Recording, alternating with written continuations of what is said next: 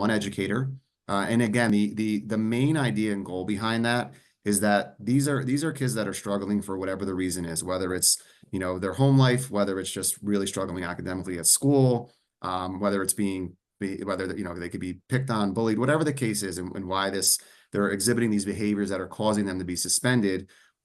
Ideally, having that one person to form that relationship, to build that bond, to build their rapport, to work on the social emotional piece, the same face every single day showing up, we found is the best way to do this. So yes, we do ensure that the person that is covering, and when you do work with us, you'll know who the teacher is. You'll be able to communicate with them. They also have a tracker. So at the end of every session, you know exactly what they worked on with the students that they share with you.